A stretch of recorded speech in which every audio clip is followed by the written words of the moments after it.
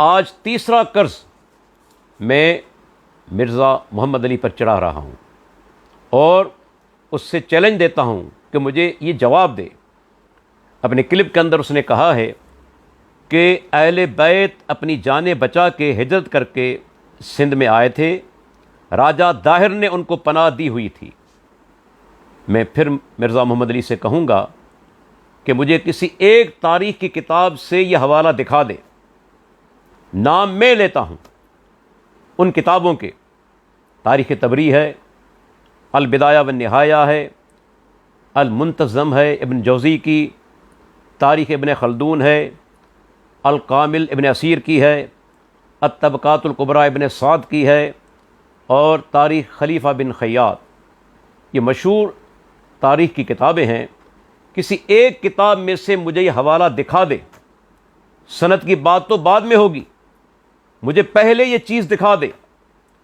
لیکن میں یقین کے ساتھ کہتا ہوں کہ مرزا محمد علی لاجواب ہے، وہ جھوٹ پر جھوٹ بولے جا رہا ہے، اور انتہائی افسوس کی بات ہے کہ اس کے سامنے بیٹھے ہوئے لوگ مقلد بن چکے ہیں۔ کسی کے اندر یہ جرت نہیں کہ اس سے پوچھے کہ مرزا صاحب آپ یہ بات کہاں سے پیش کر رہے ہیں، آپ کے پاس کیا دلیل ہے؟ دیکھیں، تقلید اسی چیز کا نام ہے کہ آپ بغیر دلیل کے کسی کی بات کو مان لیں۔ دلیل سے ماننا اور قبول کرنا یہ تقلید نہیں۔ تو مرزا محمد علی سے میرا مطالبہ ہے کہ یہ چیز کسی بھی تاریخ کی کتاب سے مجھے دکھا دے۔ اس کے بعد مرزا محمد علی نے بات کہی کہ آپ سندھیوں سے جا کر پوچھیں محمد بن قاسم کے بارے میں، سندھیوں کو پتہ ہے وہ کیا کر کے گیا ہے۔ اس کا جواب یہ ہے کہ الحمدللہ سندھ کے اندر سارے لوگ دہریہ نہیں، نہ قوم پرست ہیں۔ آج بھی سندھ کے اندر کروڑوں افراد الحمدللہ دین اسلام سے وابستہ ہیں، دین سے ان کی محبت ہے، اور میں ایسے علماء کے نام لینے جا رہا ہوں جو سندھی ہیں اور جنہوں نے محمد بن قاسم رحمہ اللہ کی تعریف کی ہے۔ سب سے پہلے میرے سامنے موجود ہے سندھ کی تاریخ پر ایک قدیم کتاب جس کا نام ہے چچ نامہ، اسے فتح نامہ سندھ بھی کہتے ہیں۔ اس کتاب پر تحقیق کرنے والے عصر قریب کے اندر سندھ کے اندر تاریخ کے حوالے سے اور سندھی ادب کے حوالے سے سب سے بڑے محقق ہیں، اس میں کوئی شک نہیں، وہ ہیں ڈاکٹر نبی بخش خان بلوچ صاحب۔ انہوں نے اس کتاب پر اپنی تعلیقات لگائی ہیں اور انہوں نے جا بجا محمد بن قاسم کی تعریف کی ہے۔ یہ سندھ کے ایک انتہائی نامور محقق، انہوں نے اپنی اس کتاب کے اندر صفحہ نمبر 300 پر لکھا، اس کتاب کے اندر محمد بن قاسم کے بارے میں ایک جگہ لکھا ہے کہ یہ چیز محمد بن قاسم کے بلند اخلاق کے خلاف ہے، انہیں بلند اخلاق کا مالک کہا ہے۔ اور اسی کتاب کے اندر 360 نمبر صفحہ وہ لکھتے ہیں کہ اس کے علاوہ محمد بن قاسم اپنی اہلیت اور لیاقت سبب نہ صرف اپنی عرب فوج میں مقبول تھے بلکہ اپنی رواداری، صلح اور انصاف والی پالیسی سے ملک میں مقامی حکمرانوں، آفیسرز اور عوام کو اپنا ہمدرد اور دوست بنا لیا تھا۔ یہی وجہ ہے کہ عرب فوج خواہ مقامی باشندے ان کے دست راست بن گئے۔ یہ ہیں ڈاکٹر نبی بخش خان بلوچ صاحب۔ اور انشاءاللہ اگلی قسط کے اندر میں وہ سارے حوالے ان کی کتابوں سے پیش کروں گا، ان کی کتاب سے، کہ محمد بن قاسم پر جو الزام لگائے گئے ہیں کہ اس نے راجہ داہر کی بیوی سے نکاح کیا تھا یا اس کی 2 بیٹیوں کو لے کر وہ بغداد گیا تھا، اس قسم کے جو بھی اس پر الزامات ہیں محمد بن قاسم پر، یا اس کو گائے کی کھال میں سلائی کر کے یعنی کہ محمد بن قاسم کو روانہ کیا گیا تھا، یہ سارے الزامات ان کا رد ڈاکٹر نبی بخش خان بلوچ صاحب نے دلائل کے ساتھ کیا ہے، انتہائی مضبوط دلائل۔ انشاءاللہ اگلی قسط کے اندر میں وہ حوالے پیش کروں گا۔ اس کے علاوہ ایک اور سندھی عالم ہیں جنہوں نے محمد بن قاسم کی تعریف کی ہے، ان کا نام ہے ڈاکٹر میمن عبد المجید سندھی صاحب۔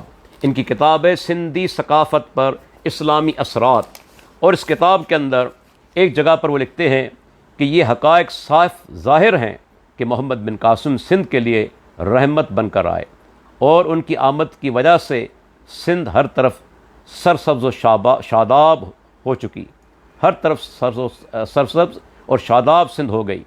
یہ صفحہ نمبر ہے ان کا 21، اور اسی صفحے پر انہوں نے ہندوستان کے ایک مشہور یعنی کہ جو ہیں تاریخ دان مجمودار، ان کی کتاب ہے دا عرب انویژن آف انڈیا، صفحہ نمبر 45 سے انہوں نے ایک یعنی کہ جملہ لکھا ہے نقل کر کے کہ محمد بن قاسم ایک وفادار، ایماندار، نظم و نسق کے پابند اور لائق جنرل تھے۔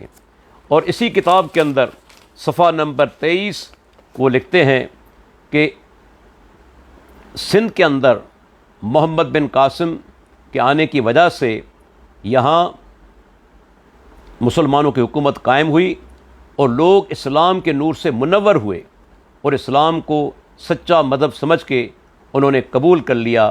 یہ کتاب ہے ڈاکٹر میمن عبدالمجید سندھی صاحب کی، یہ بھی سندھی ہیں اور محمد بن قاسم کی تعریف کر رہے ہیں۔ اس کے بعد یہ سندھ کی انتہائی ایک مستند تاریخ ہے، جنت السندھ، جس کے لکھنے والے ہیں رحیم داد خان مولائی شیدائی۔ اس کتاب کے اندر یہ صفحہ نمبر 97 میں کھولتا ہوں، جہاں انہوں نے لکھا ہوا ہے کہ قدرت نے محمد بن قاسم کو جو دل اور جگر عطا کیا تھا وہ فولاد کا تھا۔ وہ اپنے بلند خیالات اور مستحکم ارادوں سے اپنی لیاقت اور ان کی جو بہادری ہے اس کے جوہر ٹبکتے تھے۔ آگے لکھتے ہیں گو کہ وہ فوجی اور سپاہی تھے مگر نہایت حلیم الطبع، شیرین زبان، مہربان تھے اور چھوٹی عمر کے اندر ان کے اندر محبت سے وہ بات کرتے تھے، پیار سے بات کرتے تھے۔ چھوٹے بڑے ان کے اوصاف حمیدہ کی تعریف کرتے تھے۔ فوج میں جو بڑی عمر کے عملدار تھے جو ان کے ماتحت کام کرتے تھے، وہ ان سے بھی محمد بن قاسم انتہائی عزت اور مروت کے ساتھ پیش آتے تھے۔ ان خوبیوں کی وجہ سے محمد بن قاسم ہر دل عزیز ہو چکے تھے۔ یہ صفحہ نمبر 97 جنت السندھ۔ اس کے بعد سندھ کے ایک اور بڑے عظیم محقق اور نقاد یہ ہیں قربان علی بگٹی۔ انہوں نے اپنی اس کتاب کے اندر کئی جگہ پر محمد بن قاسم کی تعریف کی ہے اور قوم پرستوں کا دلائل کے ساتھ رد کیا ہے۔ اس کے بعد سندھ کے ایک اور مصنف یہ ہیں محمد موسیٰ بھٹو۔ انہوں نے پوری کتاب لکھی ہے محمد بن قاسم اور راجہ داہر پر۔ تو الحمدللہ کئی سندھی لوگوں نے محمد بن قاسم کی تعریف کی ہے۔ میں خود سندھی ہوں۔ یہاں میں بات کرنا چاہوں گا کہ محمد بن قاسم پر جو بھی الزامات لگائے جاتے ہیں ان میں سے ایک الزام بھی ثابت نہیں۔ انشاءاللہ تعالیٰ اگلی قسط کے اندر میں ڈاکٹر نبی بخش خان بلوچ صاحب کے حوالے سے، ان کی تحقیق کے حوالے سے، جو سندھ کے مانے ہوئے محقق ہیں، یہ ساری چیزیں لوگوں کے سامنے پیش کروں گا تاکہ جو زندہ رہے وہ حقیقت جان کر زندہ رہے، اور جیسے موت آئے تو وہ بھی حقیقت جان کر اس کے بعد مرے۔ اللہ تعالیٰ سے دعا اللہ تعالیٰ ہمیں تکبر سے بچائے اور حق کو قبول کرنے کی توفیق عطا فرمائے۔ السلام علیکم ورحمۃ اللہ وبرکاتہ۔